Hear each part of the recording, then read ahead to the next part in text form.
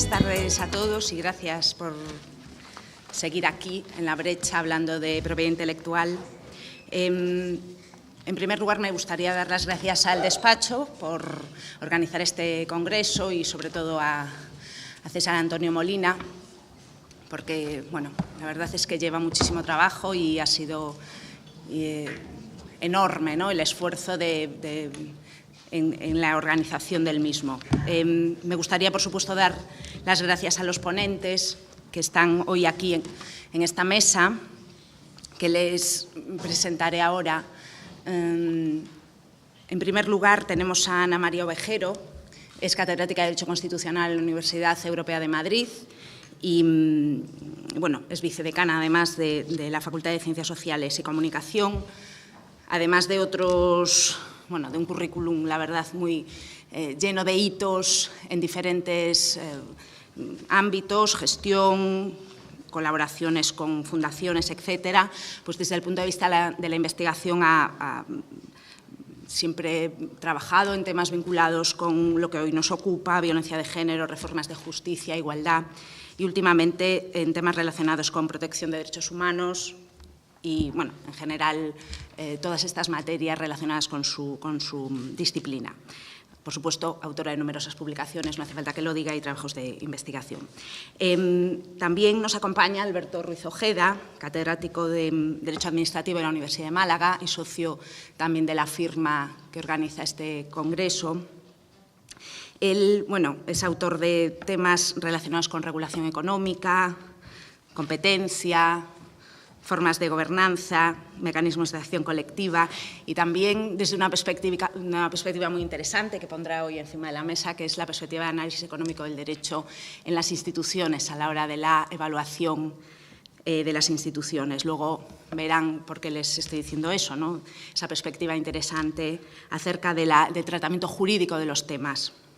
Y también nos acompaña el profesor Ángel Fernández Albor, catedrático de Derecho Mercantil de la Universidad de Santiago de Compostela, también socio de Cremades y Calvo Sotelo, además del derecho societario y la litigación financiera, donde es un referente en nuestro país, pues digamos, surgió, ¿no?, su carrera universitaria muy en el ámbito del derecho industrial y de la propiedad intelectual. De hecho, bueno, Santiago de Compostela tiene un poco esa marca, ¿no?, con el Instituto de Derecho Industrial de esa universidad. Y entonces, bueno, pues su presencia aquí está más que justificada. Hasta ahora yo creo que no he tenido tiempo para acercarme por aquí, pero bueno, en esta última ponencia se ha tratado, pues eso, la cuestión de la propiedad intelectual desde una perspectiva más de los auténticos protagonistas, ¿no? Lo que queda de esta tarde, pues quizás va a ser una reflexión más sosegada, no por ello aburrida, ni mucho menos. Prometemos no entrar en cuestiones de naturalezas jurídicas y de regulación, digamos, demasiado profunda, ¿no? Pero sí quizás una visión más reflexiva, más argumentativa acerca de la propiedad intelectual, de la regulación de la propiedad intelectual, de cómo se debe regular, algo que salió ya en la mesa anterior, ¿no? Si el derecho que tenemos es suficiente, es apropiado, y también, como les decía, desde esa visión del análisis económico, si es eficaz, porque todo ha de cumplir, ¿no? Obviamente es una materia, como se decía antes y como saben todos ustedes, que está muy influida por la regulación internacional. Europa nos está, como en otras materias, tirando de las orejas de vez en cuando con sus sentencias y echando atrás regulaciones que ya estaban, por lo menos, iniciándose en cuestión de compensación. Sobre todo me estoy refiriendo a compensación equitativa por copia privada en este punto, donde ha habido vaivenes, ¿no?, y sigue habiéndolos un poco al albur de decisiones europeas también. Y, bueno, ese es un tema estrella, obviamente, indemnizaciones en materia de derecho de propiedad intelectual o, bueno, lo que significa comunicación pública o no. Todas estas cuestiones probablemente saldrán, pero vamos a iniciarnos con una cuestión, como decía, más reflexiva, más tranquila, menos superada por lo que es el día a día, ¿no? que es con una visión, una contextualización constitucional de este tema, ¿no?, de este asunto, del derecho de la propiedad intelectual. Y para eso le doy la palabra a Ana María Ovejero. Muchas gracias. Pues nada, muchas gracias a ti, Natalia. Muchísimas gracias a todos por estar todavía en la última mesa con nosotros y me siento muy honrada en poder participar de este primer congreso de Derecho de Autor y Propiedad Intelectual y, sobre todo, me siento honrada y un poco avergonzada por compartir la mesa con grandes juristas que encima van a venir después de mí, con lo que probablemente lo que diga es la ventaja que tiene de hablar uno primero, pueda ser corregido si meto la pata. En cualquier caso, me propongo simplemente hablar a los alumnos que nos acompañan hoy para proponerles, dentro de todo lo que se ha dicho esta mañana, ha sido muy interesante las perspectivas desde los autores, desde los medios, desde las sociedades que gestionan derechos de autor, cómo ven esta nueva coyuntura, este reto al que nos enfrentamos. Y, pues, dada mi incapacidad, lo que yo me propongo es ofrecer una visión macro, una visión estructural, porque creo que este asunto que nos ocupa hoy en este congreso, y ojalá que haya muchos más, hay que aplicarle la táctica del famosísimo Jack el Destripador, ir por partes, porque se han mezclado muchísimas perspectivas que nos hacen perder el foco. Entonces, el derecho constitucional es una herramienta muy útil para hacer justamente eso, ver grandes perspectivas y macrosistemas, porque esos macrosistemas nos permiten ver marcos y, al ver el marco, nos permite encauzar bien distintas propuestas de cara no sé, a imaginarnos soluciones posibles juntos que puedan llevar a una mayor satisfacción nuestra como autores, porque nosotros los tres que nos sentamos en la mesa, Natalia, seguro que también, perdóname que no conozca tu currículum, pero somos autores, escribimos y esperamos además ser incluso leídos, pero también somos consumidores de contenidos audiovisuales y también somos ciudadanos que disfrutan de la cultura, y en cuanto salgamos de aquí, pues si tenemos la ocasión nos pasearemos y compraremos novelas que nos entretienen y que nos hacen pensar y nos hacen disfrutar. Por tanto, solamente una visión macro. El derecho constitucional se ha ocupado del tema de los derechos de autor tradicionalmente. Las constituciones, desde las más antiguas, incluyen esta visión de los derechos de autor a través de la protección de los derechos fundamentales. Por lo tanto, desde el derecho constitucional hay muchísimos estudios profundos, y hay una tradición de conocimiento que se ocupa del derecho de autor y de la propiedad intelectual vinculada con los derechos fundamentales, ¿no? En concreto, con la protección y el reconocimiento de la libertad de expresión y todas sus manifestaciones. Y también, un poco más reciente, el derecho constitucional se ocupa también de la otra vertiente, ¿no? La vertiente del derecho de autor es la vertiente de la creación, del que crea, del que hace las cosas, ¿no? Pero también el derecho constitucional, y también es una corriente asentada y muy conocida, se ocupa del disfrute del patrimonio histórico-artístico y de los derechos que vienen vinculados a la protección de ese patrimonio, ¿no? Que es el derecho a disfrutar de la obra creada, ¿no? De la creación. Sin embargo, en los últimos tiempos, y gracias a los diferentes soportes a través de los cuales nosotros podemos ejercer ese derecho de creación y a través del cual nosotros podemos disfrutar de ese derecho creado, de lo que es creado, aparecen en el contexto jurídico-político, en el contexto de la creación del derecho, de los que generan derecho, un montón de problemas que tienen que ver pues con el sector audiovisual, con la regulación de la cinematografía, con la confluencia de creaciones en las que ya no está tan claro quién es el autor, sino que los autores son varios y los autores participan en distintos momentos, las cadenas de valor de esa obra colectiva, de la explotación económica y explotación comercial de esa obra, el régimen fiscal que tiene que tener la cultura. Y a partir de ese momento, los que tenemos este approach mucho más generalista al asunto que nos ocupa en este congreso, empezamos a abrir el foco y a buscar un elemento común entre la tradición de la doctrina más antigua que vincula todo este asunto en relación con los derechos personalísimos, que son manifestación de la personalidad y que vienen a través de los derechos de autor, con todas estas otras cosas que ya no tienen tanta conexión personalísima, porque hay muchos vínculos y muchas redes que están confluyendo a la vez, y llegamos al punto en el que esa cosa que confluye y que habla de los derechos de autor y de las otras manifestaciones resulta que es la cultura.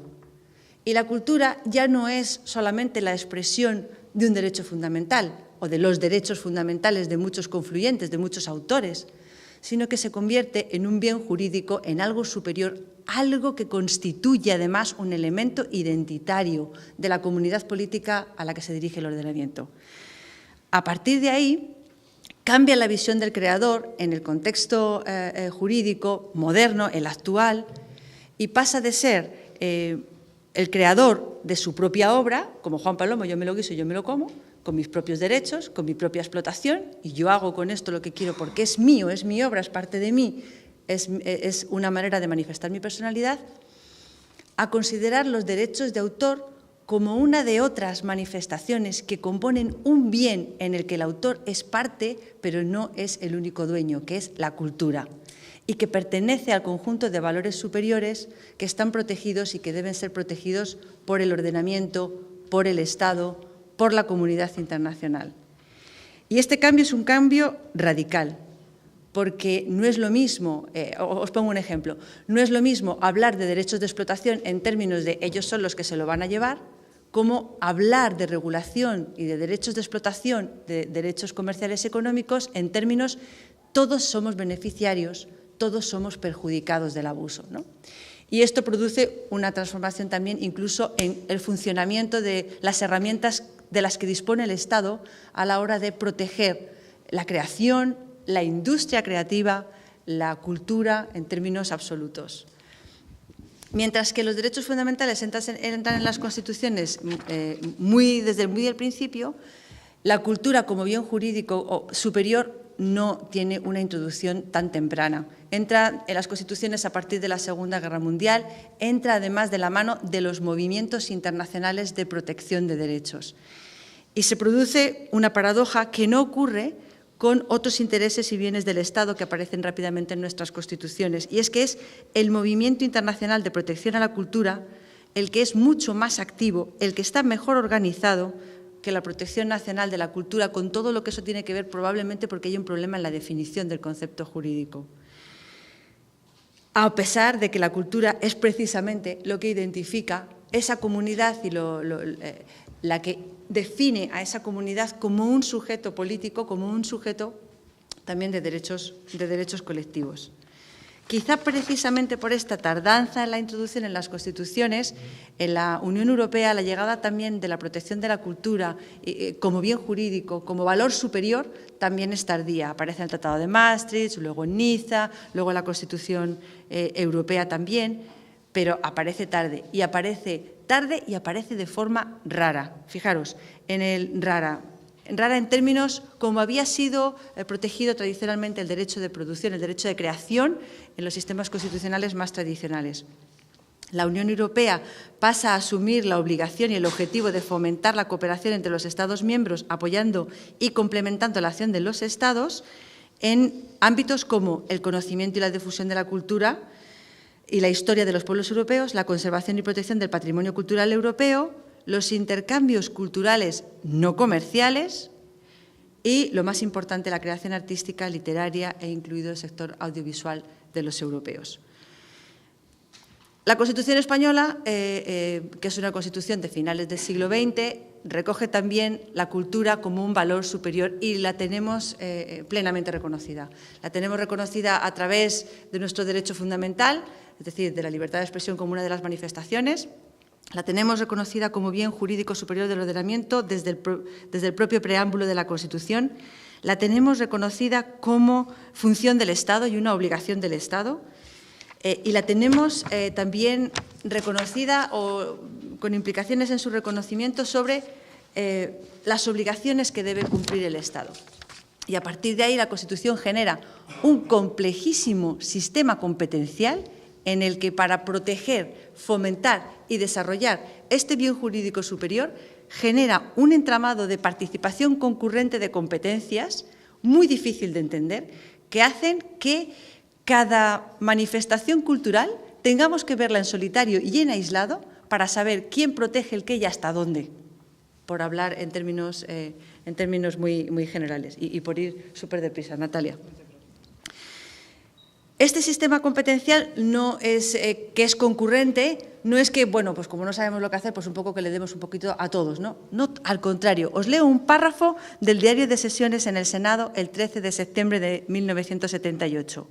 La cultura es para nosotros una realidad tan trascendente que no puede ser reservada en exclusiva al Estado, a las comunidades autónomas, sino que solo puede entenderse a través del diálogo entre el Estado y las comunidades autónomas para asegurar la convivencia política pacífica de los pueblos. Es decir, el sistema competencial que da cobertura a esta obligación del Estado, que es la que ampara lo que vamos a generar, el sistema de protección y el ordenamiento jurídico que vamos a generar para proteger la cultura, se hace un sistema de participación concurrente aposta, con medidas que afectan al fomento, a la protección y al desarrollo. Sin embargo, justamente este sistema de participación concurrente adolece de foros comunes donde el encuentro de las competencias concurrentes pueda permitir clarificar quién tiene la responsabilidad sobre qué y, sobre todo, ampliar el espectro, ordenar el espectro de protección. Y se produce, o sea, lejos de que estos sistemas de protección se fortalezcan unos a otros, se produce se diluye el sistema de protección y se complejiza, se hace muy complejo el sistema de protección y, por lo tanto, es muy difícil saber quién protege a quién, qué fomenta qué, quién desarrolla qué y, por lo tanto, a dónde tengo que ir cuando necesito proteger mi derecho individual, mi derecho colectivo, los derechos colectivos, en fin, todo este conjunto de cosas en las que hemos estado hablando hoy. Por lo tanto, este es el primer mensaje que me gustaría hacer de mi intervención. Tenemos que diferenciar los tres aspectos en los que el derecho de autor y la propiedad intelectual se manifiesta, porque no es lo mismo los derechos de autor interpretados en términos personalísimos como los derechos de autor interpretados en términos de contenido del bien superior cultura. Gracias a la protección de la cultura, la protección es muchísimo más amplia y no se diluye o no se centra en la protección individual del autor, que por supuesto es importantísima y es trascendental, sino que le permite una cobertura mayor, que es la cobertura que se permite al autor cuando contribuye a la generación de un bien superior, que es un bien colectivo. En segundo lugar, el sistema competencial y la forma de protección y de fomento que hemos generado con tantísimos niveles concurrentes que parten desde los ayuntamientos y terminan en los niveles internacionales, supranacionales de la Unión Europea e incluso internacionales, hace también que se diluyan los sistemas de protección. Por lo tanto, cualquier idea que se genere no solamente tiene que tener en cuenta la dualidad del derecho de autor, ¿vale? No solamente individual y colectivo, sino también todo el conjunto de niveles que se van a solapar y tiene que hacer que esos niveles sean verdaderamente concurrentes y no planos en paralelo, que sean concurrentes para proteger el sistema de protección. Y, en tercer lugar, cualquier cosa que tenga que ver con la explotación económica y con la explotación comercial de esos derechos de autor tiene que impactar en estos dos niveles, en el nivel individual y en el nivel colectivo. Recordad que siempre estamos protegiendo la cultura como un nivel superior que nos ayuda a identificarnos como comunidad que es la que sea, más pequeña, más grande, como comunidad de iguales, como comunidad de identificables, de reconocibles. Y por eso toda la regulación económica y toda la regulación comercial tiene que tener esta doble perspectiva. No solamente se trata de proteger los derechos individuales del que crea, por supuesto que sí. Se trata también de regular el sistema económico y comercial que hace que la cultura sea también una industria, sea también un sistema económico, sea también un elemento sustancial en la configuración de las comunidades. Tengo otra tercera, ¿cómo se dice?, conclusión, pero para que generemos un debate me quedo aquí. Muchas gracias.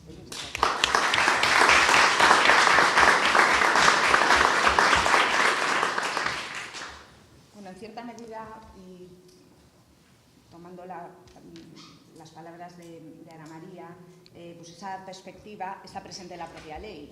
De hecho, pues hay una serie de límites, como saben ustedes, del derecho de propiedad intelectual, entre los cuales está pues la reproducción, sin que requiera incluso autorización del propio autor, ¿no? Y esto genera, como saben también, pues lo que se llama la compensación por esta copia privada, y sobre este tema nos va a hablar Alberto Ruiz Ojeda, sobre esas posibilidades de configuración. En concreto, el tributo como precio y la gestión colectiva de los derechos de autor a propósito del canon digital en trance de resurrección. No me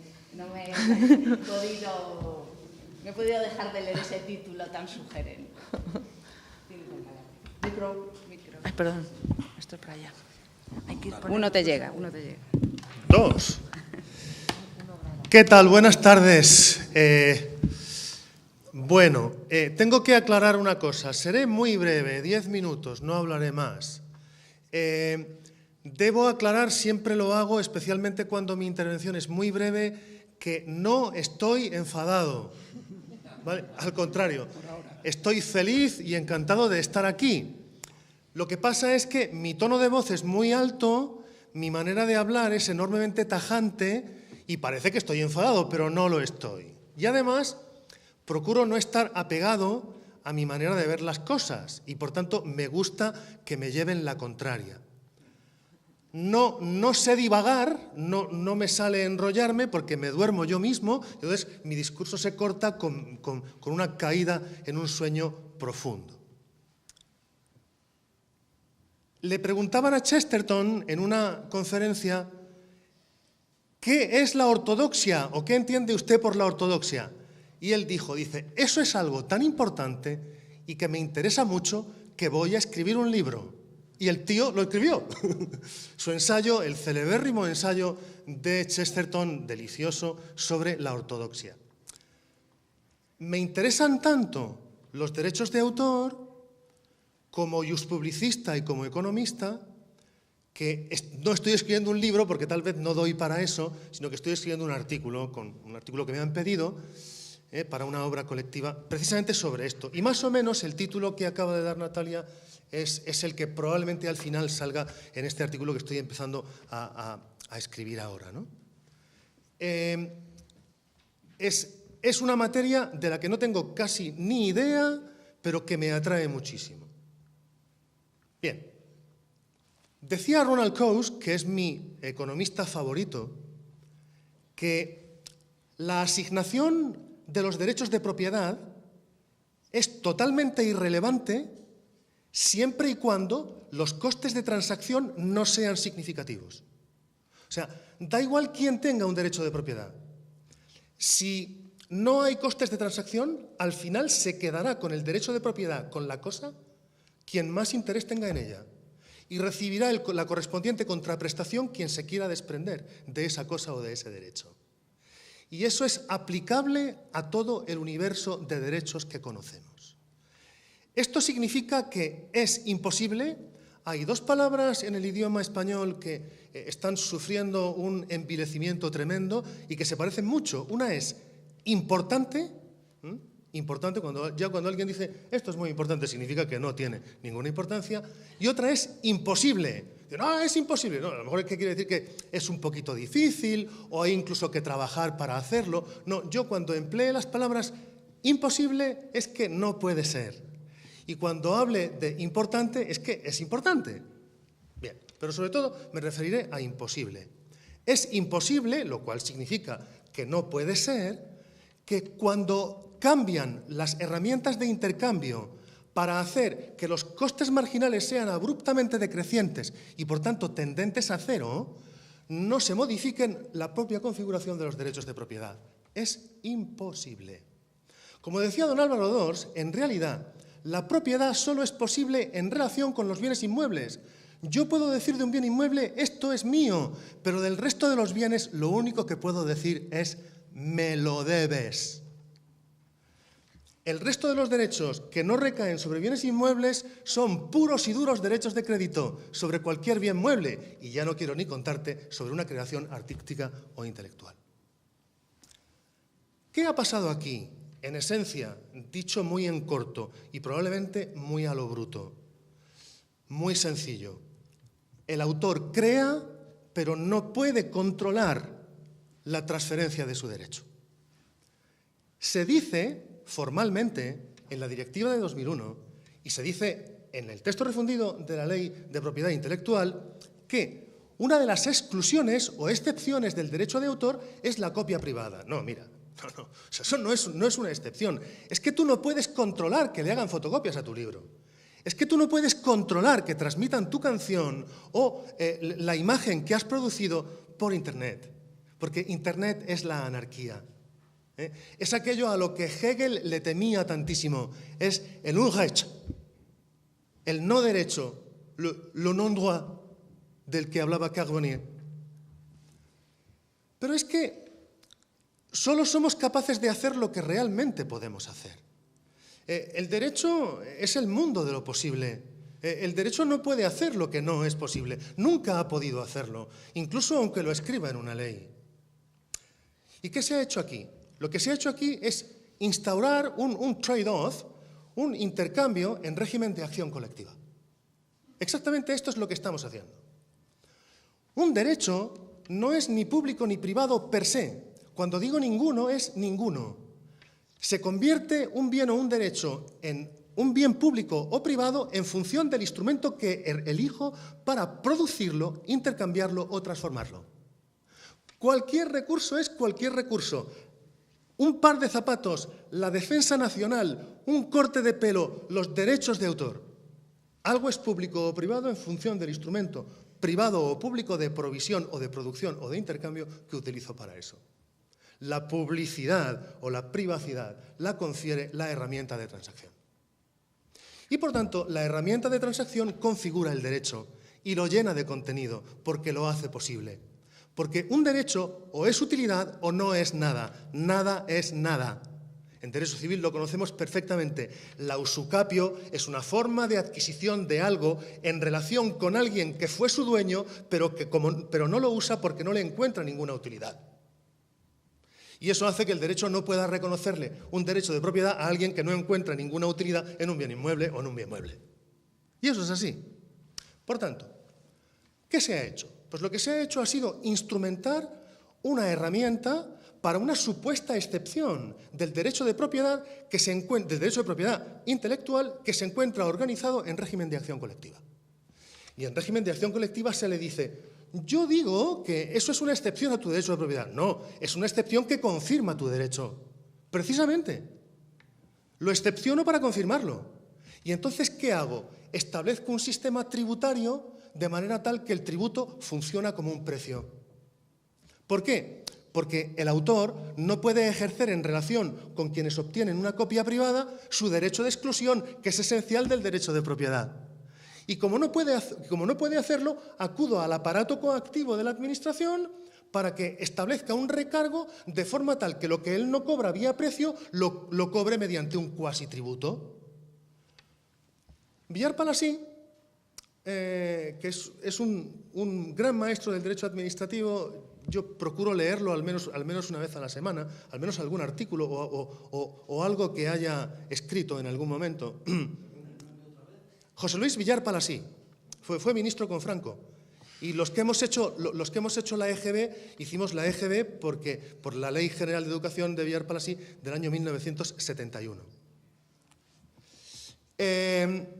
Entonces, Villar-Palasí se refiere al impuesto como pretium pacis empte, el precio por el que la paz es comprada. El impuesto es un precio, es el precio propio de una acción colectiva. Cuando me falla una relación puramente bilateral y sinalagmática, tengo que acudir a la acción colectiva. El trade-off es: yo te excluyo, pero obligo a que te compensen. Es más, te cobro yo la compensación. Todo el problema que hay detrás de las reiteradas sentencias del Tribunal de Justicia de la Unión Europea sobre la regulación española y de otros países, dicho sea de paso, de muchos más, sobre la instrumentación legislativa del derecho de compensación equitativa por copia privada, exige, en primer lugar, que el canon digital o cualquier otro instrumento sea realmente soportado por quien obtiene la utilidad como consecuencia de la aplicación del derecho de autor. Y, en segundo lugar, que haya una reversión directa de lo recaudado hacia los autores. Y eso no es más que un precio instrumentado a través de la acción colectiva. Termino. 10 minutos son 10 minutos. No esperen de la regulación ninguna innovación. La regulación no innova nada. La innovación es fruto de otorgar la prioridad absoluta a la libre iniciativa del individuo. Eso es innovar. Muy mala cosa sería que para fomentar la innovación y la protección de la creación intelectual empleáramos herramientas colectivas. Muy malo sería. Y les voy a decir otra cosa. Esto tiene unas patas muy cortas. Esto del canon, unas patas cortísimas. Cortísimas. La modificación introducida en la Ley de Propiedad Intelectual recientemente, en marzo de 2018, marca claramente la línea a seguir.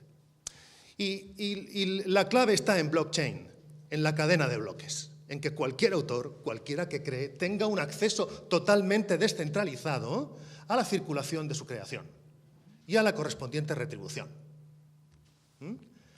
Pero claro, esto, ¿qué provocará? Como va a provocar toda la tecnología de bloques, no va a provocar ni mucho menos la muerte del derecho de autor ni de los derechos de propiedad intelectual. Lo que verdaderamente está en peligro es el Estado. Eso es lo que está en peligro. Pero como decía Chesterton, esto es tan importante y me interesa tanto que tengo que escribir un libro. Gracias.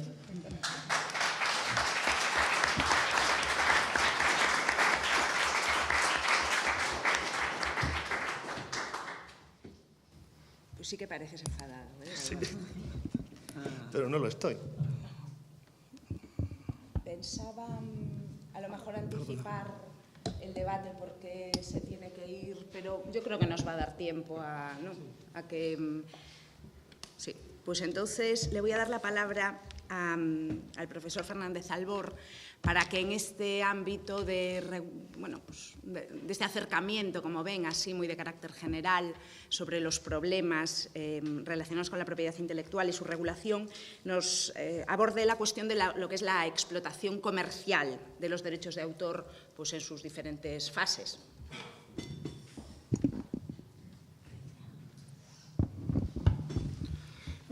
Muchas gracias, Natalia. Buenas tardes a todos. Bueno, vamos a terminar entonces esta parte nuestra de la tertulia, de la visión de la universidad, y yo me voy a encargar de hacer una somera referencia a lo que es la explotación. Quizá lo que pudiéramos llamar la cultura, podemos decir quizá que esta es un banco, una banqueta de tres patas, y una pata es los creadores, evidentemente, otra pata son las empresas y otra pata es el Estado, ¿no? Es una combinación explosiva casi entre musas, mercados y Estado, algo que es bastante difícil de conciliar, y ahí está siempre latente la tensión entre los distintos intereses que subyacen a este mundo y en el que se encuadran los derechos de propiedad intelectual. Voy a ser breve también, pero voy a intentar ser didáctico. Voy a intentar hacer una exposición de cómo está esto y quizá algún apunte de alguna reflexión, ¿no? de cómo puede ser el futuro, pero voy a intentar fundamentalmente ser explicativo, ¿no? de lo que son los derechos de explotación comercial. Voy a hacer una pequeña introducción, después una referencia a lo que se contempla en la ley y unas conclusiones también en 10 minutos aproximadamente.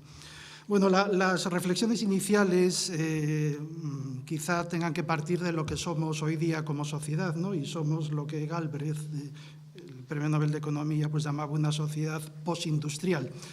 Una sociedad postindustrial, entre otras cosas, él la caracterizaba como una sociedad en la que el consumo ya no se basa solo en consumo de bienes de primera necesidad, sino en consumo de bienes, digamos, intelectuales.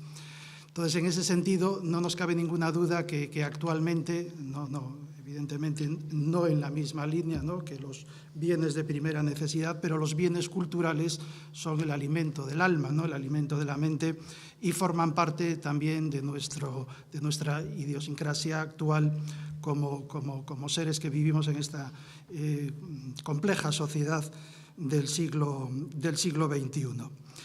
¿Cómo se consumen los bienes? Pues en el momento actual, pues con el sistema de mercado, como decía antes.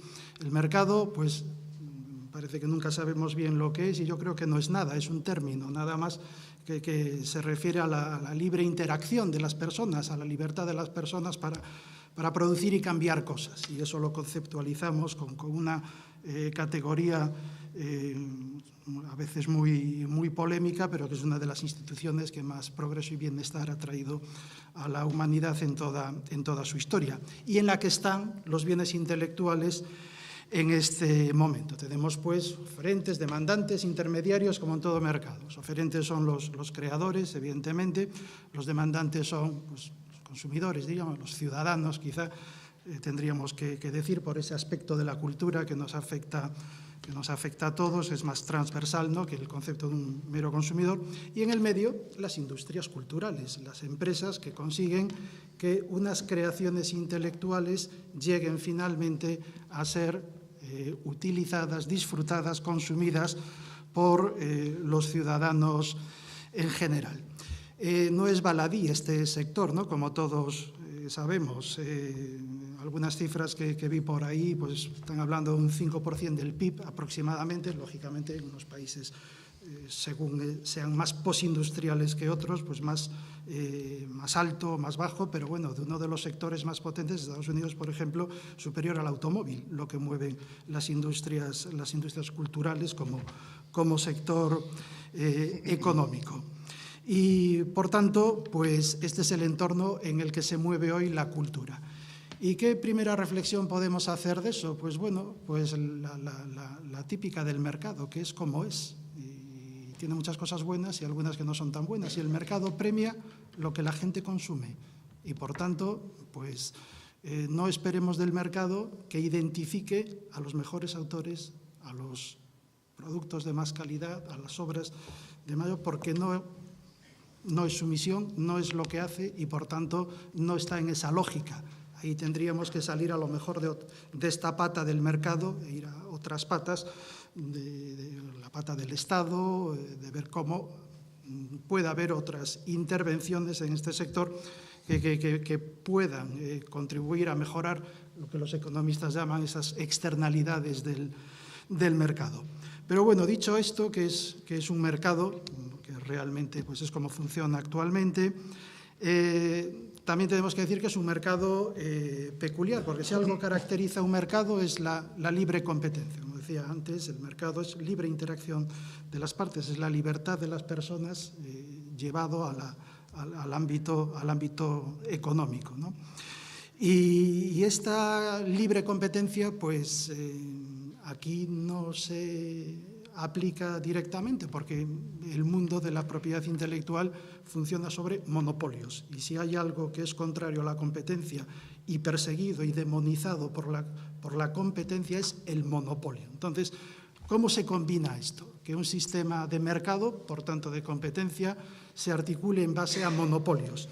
Bueno, pues eso nosotros en el ámbito, quienes nos dedicamos al derecho mercantil y a los derechos de propiedad intelectual industrial, esto está muy estudiado, por eso decía que quería ser un poco explicativo para entender un poco el contexto de todo este sistema. Pues esto en el ámbito de las patentes, que es donde nació fundamentalmente, pues se entiende perfectamente. Las patentes, por ejemplo, igual que las marcas y los derechos de autor, la propiedad intelectual, son instituciones procompetitivas, a pesar de instaurar monopolios. ¿Cómo es posible eso? Pues porque son instituciones cuya finalidad es incentivar la producción de determinados bienes. Forman parte de una lógica en la que hay que incentivar la producción para que existan determinados bienes, la innovación tecnológica en el ámbito de las patentes y la innovación cultural en el ámbito de la propiedad, en el ámbito de las creaciones intelectuales. Entonces, para que exista ese mercado, primero tiene que haber los bienes del mercado, tiene que haber las invenciones tecnológicas y tiene que haber las creaciones intelectuales. Y la decisión que toma el Estado, porque esto lo podemos comentar también en un momento determinado, es crear ese balance, ¿no?, entre el incentivo para que se cree y para que nos podamos beneficiar todos como sociedad y pueda seguir avanzando la sociedad tecnológica y culturalmente, y el acceso, incentivo y acceso. Esa es la dinámica. Yo incentivo que haya una competencia para la producción, para la innovación, digamos, innovación tecnológica o cultural, a través de los monopolios, derechos de autor o patentes, para que exista eso para la sociedad y que al cabo de un tiempo eso sea de dominio público, concediendo a los que realizan las inversiones, digámoslo así, en I+D, en patentes, y las inversiones de creación en el ámbito de la propiedad intelectual puedan rentabilizar, puedan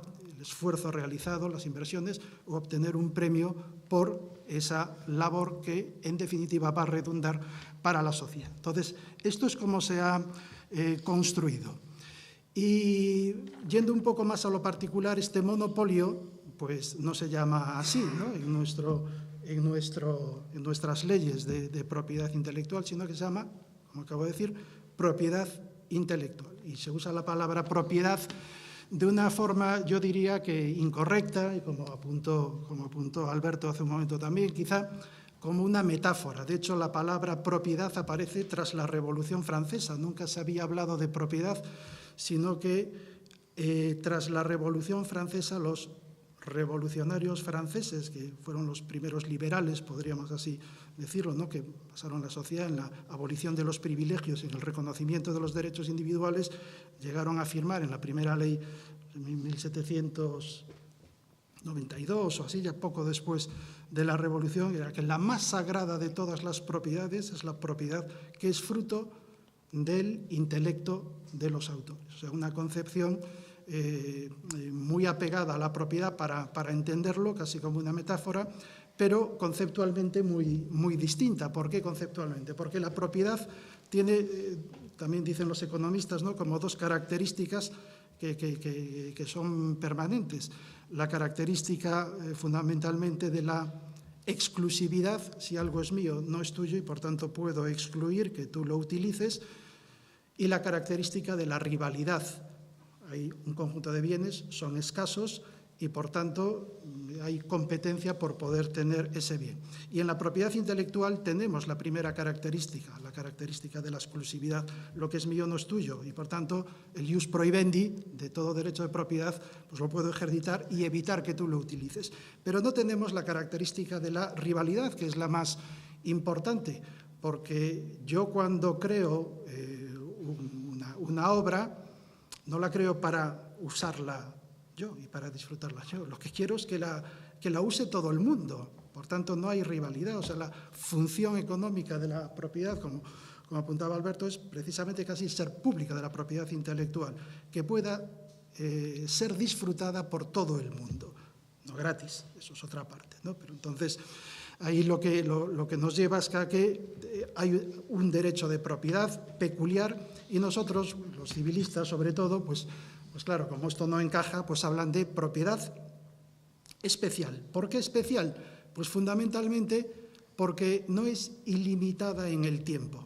El derecho de propiedad es ilimitado en el tiempo porque se transmite por generaciones y puede estar 1000 años sucediéndose de padres a hijos, heredando un determinado bien corporal. La intelectual, sin embargo, con esa vocación de incentivo y acceso posterior, tiene que terminar. Hay una gran discusión si lo que tenemos ahora es razonable o no. Yo creo que es un poco excesivo. La propiedad intelectual nace con un monopolio de 14 años y hoy podemos decir que estamos en 110 años, porque estamos en 70 tras el fallecimiento del autor. Vamos a pensar un autor que escribe algo a los 40 años, vive hasta los 80, de 40 más 70, 110. Bueno, hay pocas empresas que vivan 110 años, humanos creo que no hay ninguno, y bueno, sí, alguno habrá, Pero, en fin, quizá esta reflexión, las patentes son 20 años, los diseños son 5, y la propiedad intelectual, por este componente personal, pues probablemente ha ido siempre avanzando, desde los 14 a los 70 post-mortem autoris y con normativas recientes aplicables incluso con carácter retroactivo, lo que es bastante discutible. Pero yo creo que este no es tanto un debate de cuántos años hay que proteger, sino de cómo y la calidad de la protección. Yo creo que sería mucho más interesante menor lapso de tiempo y mejor protección que estar 110 años disfrutando de una protección que al final pues es un tormento y por tanto pues carece de todo sentido desde el punto de vista económico. Pero bueno, esa es una parte de la especialidad, la limitación temporal. Otra parte es la propia naturaleza. ¿Qué poseemos? ¿Qué tenemos? ¿Cuál es el objeto del derecho de propiedad? Pues es algo abstracto, es algo, como su nombre indica, intelectual. Si yo tengo un libro, tengo dos bienes, no tengo uno. Tengo un bien corporal, que es el libro, el bien mueble, y tengo una abstracción sobre ese bien, que es la obra que está incorporada a ese libro, que es el bien intelectual. Entonces hay como dos capas que son un poco, mejor confunden un poco quien no esté familiarizado con el derecho, pero es un mismo objeto, digamos, con dos propiedades mezcladas. La material, el soporte, y la intelectual, la expresión del autor que está formalizada en ese libro. Incluso podríamos decir que hay un tercer plano, una tercera capa de relación jurídica, que es esa vertiente moral que se llama, ¿no? Los derechos morales de los autores. Entonces, de alguna manera hay la concepción puramente personal del autor, la concepción material y el plano puramente cosificado del soporte en el que aparece la obra y aparecen los derechos morales del autor sobre eso. Algo, como vemos, bastante complicado. Pero bueno, en todo caso, por referirme brevemente al tema del derecho de explotación. El derecho de propiedad intelectual tiene dos vertientes, la moral y la patrimonial. La moral es la vertiente que defiende la autoría, lo que se llama el derecho de paternidad y el derecho de integridad de la obra, pues que no puedan usurpar el nombre o que no pueda sufrir mutilaciones, porque eso se consideraría que puede ser un atentado a los derechos espirituales del creador de esa obra. Y después tiene la vertiente patrimonial, que es con la que vamos al mercado, que es con la que intentamos obtener, en este sistema que tenemos hoy día, la explotación de la obra. Bien, en ese ámbito del mercado, de los derechos patrimoniales que se llama, de la explotación, la ley, digamos que distingue distintas facultades para dar una cobertura de 360 grados realmente, ¿no?, a lo que es la protección de la obra. Derechos de reproducción, distribución, comunicación pública y transformación.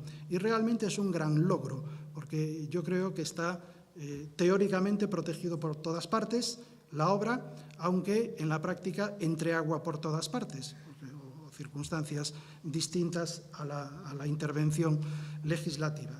La reproducción es el derecho, el famoso copyright, ¿no?, que permite al autor controlar que se haga una fijación o que se hagan reproducciones de una fijación. Entonces, es un derecho que en teoría paralizaría a toda la sociedad, porque no se puede hacer ninguna fijación y no se puede hacer ninguna reproducción. Por eso hay estos límites de los que hablaba Natalia y de los que ha hablado especialmente Alberto, porque si no sería imposible que fuera operativo el funcionamiento del mercado en el ámbito de la propiedad intelectual. El más polémico es el que acabamos de escuchar, el de la copia privada, y es pues un sistema europeo. Es un sistema europeo que es más protector de los autores que el anglosajón. En el ámbito anglosajón tiraron la toalla, dijeron fair use. En el caso Esa fue una demanda que puso Sony, Sony contra Betamax, Sony es el fabricante de Betamax, fue Paramount, sí, la productora la que demandó ya hace tiempo a Sony Betamax por inventar ese aparato con el que en tu casa podías grabar una película con derechos de autor de una productora americana, y el Tribunal Supremo americano dijo: es lícito eso, ¿qué voy a hacer? No puedo meter a la policía. Límite al derecho de propiedad. Y aquí en Europa, con una sentencia que hubo en Alemania, pues se dijo más bien, vale, no puedo prohibirlo, pero sí puedo exigir que de alguna manera se compense. Y desde hace 20 años llevamos, bofetada va, bofetada viene, a ver cómo se compensa eso con el presupuesto público, los fabricantes, lo que entra, lo que no entra, pero algo realmente pues muy delicado. El otro derecho es el derecho de distribución, que es el derecho que cuando yo ya tengo mis copias, porque he pedido permiso para poder tener copias, pues las distribuyo en el mercado, las puedo vender, puedo hacer que vayan pasando las industrias culturales, en el ámbito del libro, por ejemplo, del editor al distribuidor, del distribuidor al librero y del librero al consumidor final. Todos esos pasos se quedarían paralizados también si se reconociera un derecho de distribución ilimitado a los autores. Y no se quedan paralizados porque también hay límites en el derecho de distribución, que es el agotamiento del derecho. Entonces, cuando yo meto en el mercado una copia lícita, evidentemente, yo como autor, con mi consentimiento, porque se lo he dado al editor para que haga esas copias y las distribuya, a partir de ahí se distribuye libremente, no puedo paralizarlo, salvo que, y esto es cosas que van avanzando en el derecho de autor, salvo que esas nuevas distribuciones generen nuevos nichos de negocio y, por tanto, tenga derecho a participar en ellas en base a mi derecho de distribución. Por ejemplo, el alquiler. Eso ha pasado en el ámbito cinematográfico con los DVDs al principio, con las películas de vídeo, es que la forma de explotación era el alquiler y, por tanto, ahí se generó pues, un desafío a los autores y a la industria de si el derecho, como yo ya había vendido las copias en el mercado, estaba agotado y, por tanto, no tenían nada que pedir, o si se entendía que estaba agotado para posteriores ventas, pero no para otras modalidades de distribución como podía ser el alquiler. Y aquí, tanto en Europa como en América, pues se llegó a la conclusión de que eran nuevas modalidades de explotación y siempre que hubiera una nueva modalidad de explotación, los autores debían de poder participar en esas otras modalidades de explotación. Y finalmente el derecho de comunicación pública, que es un derecho, digamos, de carácter incorporal. Las copias son para realizar y para distribuir físicamente en esos soportes materiales donde está incorporada la obra inmaterial, y la comunicación pública, que es el otro derecho fundamental de explotación, pues está pensado en controlar el acceso a la obra. Bueno, y esto además en la ley se hace de una manera maquiavélica, ¿no? que ha tardado mucho tiempo en ser asumida y ser incorporada hasta por el sistema judicial, porque bueno, ha habido muchas sentencias, por ejemplo, que no querían condenar a los bares por tener televisiones y por retransmitir obras, sentencias que no condenaban a los hoteles por tener en las habitaciones radios o televisiones, y el mes de enero se sentenciaba de una manera, el de febrero otra, y de marzo otra, y bueno, fue una época muy convulsa, hasta que se llegó a entender que esto era como una explotación en cascada. Acto de comunicación pública es lo que estamos haciendo ahora. Si esto fuera una obra, acto de comunicación pública es tener una fijación y comunicarla en una discoteca, por ejemplo, con un bar. Acto de comunicación pública es lanzar una obra por radiodifusión al éter. Acto de comunicación pública es cuando llega a destino, hay un público distinto, como el que había pues, en los bares, porque son establecimientos abiertos al público, y ahí se está generando un nuevo acto de comunicación pública, de manera que cualquier posibilidad que hubiera un acceso a la obra por un grupo de personas, o no necesariamente por un grupo, por una persona, pero como en las habitaciones de los hoteles de renovación continuada, no visto en un momento concreto, sino visto en un determinado lapso de tiempo, pues entendía que había comunicación pública. Bueno, pues este es el derecho, yo creo que es el que en el futuro va a ser más importante, el derecho de comunicación pública, porque hoy día pues las tecnologías nos han llevado al Unrecht, que decía Alberto, ¿no? al caos de Internet. Vivimos en la era del acceso. Culturalmente pues está muy asumido que hay una especie de derecho natural, podríamos casi decir, a tener acceso gratuito a los contenidos. Leía hace poco un artículo, decía, estos son los hippies californianos, pero algo así hay de la ideología californiana que está en la base de las empresas de nuevas tecnologías y que esa cultura pues está chocando pues con unas culturas continentales un poco más de derecho y un poco más rigurosas como las que teníamos aquí en Europa. Entonces ese es el gran desafío que tenemos para el futuro. En vez de un copyright vamos a tener que hablar de un access right, probablemente. Y a lo mejor no son los usuarios finales los que van a tener que pagar, como está organizado más o menos el sistema ahora, sino son pues precisamente todas estas industrias de las nuevas tecnologías que parece que no hacen nada porque dicen que solo ponen en contacto unos con otros, pero vaya si hacen, están todas en bolsa. Son unas sociedades con unas valoraciones espectaculares por las grandes posibilidades que tienen, y yo, vamos, el modelo de negocio de alguna todavía no lo entiendo hoy, porque ¿qué venden para que les vaya tan bien? Y prefiero casi no saberlo, lo que venden, porque me daría bastante miedo. Entonces, si la comunicación, si la telaraña, la velocidad y todo se hace poniendo contenidos, porque si no hay contenidos no hay nada, es la comunicación de la nada, la interconexión de la nada, pues si se ponen contenidos en todas las redes sociales, en todas las industrias de intermediación en el ámbito de las TIC, pues probablemente deba ser por ahí donde haya que llegar a los puntos de entendimiento de quiénes son los que tienen que pagar y quiénes son los que tienen que disfrutar. Ahora, para eso nos hacen mucha falta las sociedades de autores, porque evidentemente, como decía antes Alberto, un autor no puede andar, ya no podía andar en el siglo XIX, por eso nacen ahí las sociedades de autores, persiguiendo a todo posible infractor por una geografía más o menos abarcable. Pues ahora es la geografía es el planeta, es el universo casi, ¿no? Y por tanto, pues esto solo se puede gestionar de forma colectiva, y este será, pues quizá, el desafío que tendremos en el futuro, que pasaremos de unos derechos de exclusiva, como se negociaron hasta ahora, a unos derechos de acceso, pero no gratis, sino de compensación. Y esto es un poco la línea que hay en la copia privada. ¿Y quiénes los tendrán que pagar? Pues probablemente las industrias.